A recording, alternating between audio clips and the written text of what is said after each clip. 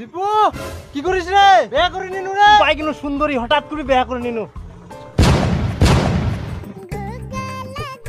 হে মা, আমার 3টা এক্স একসঙ্গে। থাক দীপু থাক, পরে কথা হবে, বউটা নিয়ে যাও। কি হল তোর বেরি গুনে? মুই না যাম আর আসি। A few moments later. আমি যদি 3 জনের মধ্যে একজনকে বিয়ে করতাম তাহলে দুজন কি করতো বলো তো? আমার তো খুব কষ্ট হয় না? আমি তো খুব ভালোবাসি, 3 জনকে খুব ভালোবাসি। ওই জন্য বাবা একটা সরকারি চাকরিওয়ালা ছেলে একটা নিয়ে আসলো, আর লোভ সামলাতে পারলাম না। তোমরা যাতে কষ্টটা একটু সবাই ভাগ করে নিতে পারো, সমান সমান পাও, সেই জন্য তোমাদের সবাইকেই মিষ্টি মুখ করা।